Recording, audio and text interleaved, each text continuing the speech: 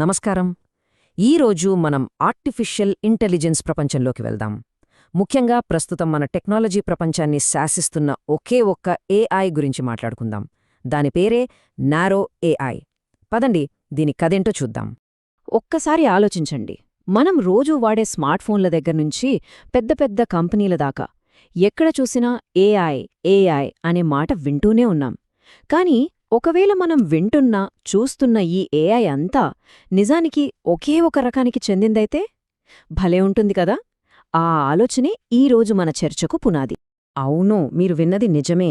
మనం science fiction సినిమాల్లో చూసే ఏఐ వేరు, మన రియల్ వరల్డ్లో ఉన్న ఏఐ వేరు. నిజం చెప్పాలంటే ప్రస్తుతం మనం వాడుతున్న ప్రతి ఒక్క ఏఐ సిస్టమ్, అది ఎంత పెద్దదైనా ఎంత కాంప్లెక్స్ అయినా సరే, అదంతా నారో ఏఐ కిందకే వస్తుంది. ఇంతకు మించి వేరే ఏఐ మన వాడుకలో ఇంకా రాలేదన్నమాట. సరే, ఇంతకీ ఏంటి ఈ నారో ఏఐ? దానిని ఒకే పని చేసే మేధస్సు అని ఎందుకంటారో ఇప్పుడు క్లియర్గా చూద్దాం. దీని డెఫినేషన్ చాలా చాలా సింపుల్ అండి. నారో ఏఐ అంటే ఏంటంటే కేవలం ఒక్కటే ఒక పనిని పర్ఫెక్ట్గా చేయడానికి తయారు చేసిన ఒక సిస్టమ్. దాని ప్రపంచమంతా ఆ ఒక్క పనే, దానికి మించి దానికి ఏమీ తెలియదు. ఇక్కడ ఇంకా ఇంట్రెస్టింగ్ విషయం ఏంటంటే, నారో ఏఐ ఏమి చెయ్యగలదో తెలుసుకోవడం కన్నా ఏమి చెయ్యలేదో తెలుసుకోవడం ముఖ్యం.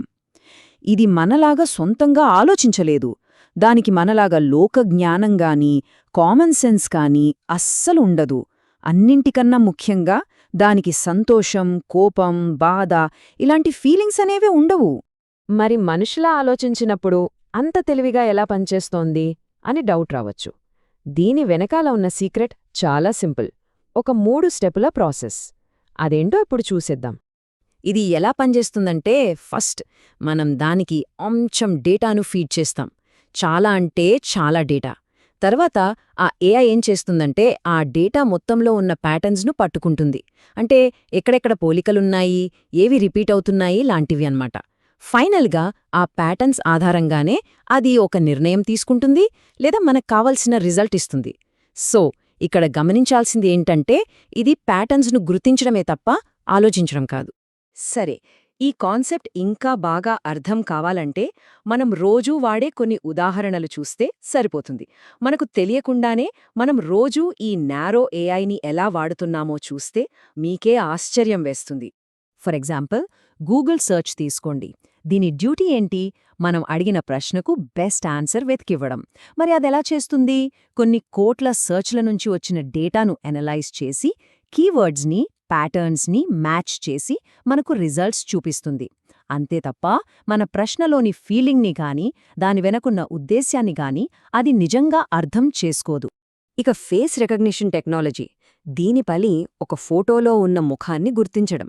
ఇది కళ్ళు, ముక్కు, ఫేస్ షేప్ ఇలాంటి లక్షణాలను నేర్చుకుని వాటిని పోల్చి చూసి ఓకే, ఇది ఫలానా వ్యక్తి అని చెప్తుంది.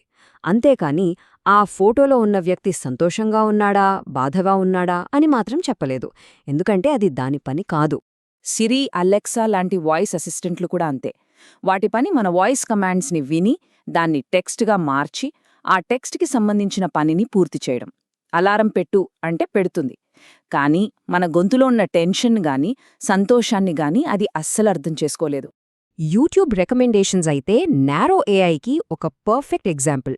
మనం ఏ వీడియోలు చూస్తున్నాం, ఎంతసేపు చూస్తున్నాం, ఏవి నచ్చక స్కిప్ చేస్తున్నాం, ఇలాంటి ప్యాటర్న్స్ అన్నింటినీ గమనించి ఓకే, ఇతనికి ఇలాంటివి నచ్చుతాయి అని మనకు కొత్త వీడియోలను సజెస్ట్ చేస్తుంది. అంతేగాని దానికి మన మూడ్ గురించి గాని మన ఇంట్రెస్ట్ ఎందుకు మారిందో గాని ఏమీ తెలీదు. ఇక చాట్బాట్ల విషయానికొస్తే అవి చాలా ఫాస్ట్గా, కరెక్ట్గా ఆన్సర్స్ ఇస్తాయి. ఎందుకంటే అవి తమ డేటాబేస్లో ఉన్న ప్యాటర్న్స్ ఆధారంగా రిప్లై ఇస్తాయి. కాని మనుషుల సంభాషణ అలా కాదు కదా. మనం మాటల వెనక ఉన్న ఎమోషన్ని, సందర్భాన్ని అర్థం చేసుకోగలం. ఈ ఒక్క తేడా చాలు నారో ఏఐకి మన ఇంటెలిజెన్స్కి మధ్య ఎంత తేడా ఉందో చెప్పడానికి. సరే, ఇప్పుడు నారో ఏఐకి ఉన్న అతిపెద్ద లిమిటేషన్ గురించి మాట్లాడుకుందాం. ఇదే చాలా ముఖ్యమైన పాయింట్. అదేంటంటే దానికి ఏ పనైతే నేర్పించారో ఆ పని తప్ప ఇంకేమీ చేయలేదు. తన గీత దాటి బయటకు రాలేదన్నమాట. ఇది చాలా చాలా ఇంపార్టెంట్. గూగుల్ సెర్చ్ సమాచారాన్ని వెతకగలదు, కానీ అది కారు నడపలేదు. ఫేస్ రికగ్నిషన్ సిస్టమ్ ముఖాలను గుర్తిస్తోంది, కానీ యూట్యూబ్ లాగా మనకు సినిమాలు లెకమెంట్ చేయలేదు.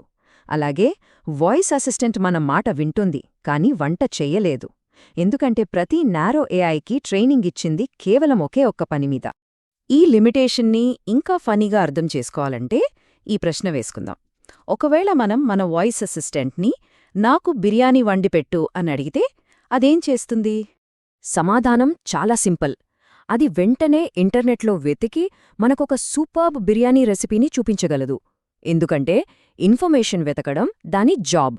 కానీ అది నిజంగా మన కిచెన్లోకి వచ్చి కూరగాయలు కోయలేదు, మసాలాలు వేయలేదు. ఎందుకంటే అది ఒక నారో ఏఐ. దానికి ఆ పని నేర్పించలేదు. సరే, ఇప్పటిదాకా మనం చాలా విషయాలు మాట్లాడుకున్నాం కదా, వాటన్నిటినీ ఒక్కసారి క్విక్గా రీక్యాప్ చేసుకుందాం. నారో ఏఐ గురించి మనం ఖచ్చితంగా గుర్తుపెట్టుకోవాల్సిన మెయిన్ పాయింట్స్ ఏంటో ఇప్పుడు చూద్దాం. మొత్తం 5 ముఖ్యమైన పాయింట్లు. 1. ఇది ఒక పని కోసం మాత్రమే తయారు చేసిన ఏఐ. 2. ఇది పనిచేయడానికి డేటా, ప్యాటర్న్స్ కావాలి. 3. ఇది చూడటానికి చాలా తెలివైనదిగా కనిపిస్తుంది, కానీ నిజానికి అది ఆలోచించదు. 4. ఈరోజు మనం వాడుతున్న ప్రతి ఏఐ నారో ఏఐ మాత్రమే. ఇక చివరిగా 5వ పాయింట్, దానికి ట్రైనింగ్ ఇచ్చిన పనిని దాటి ఒక అడుగు కూడా ముందుకు వేయలేదు.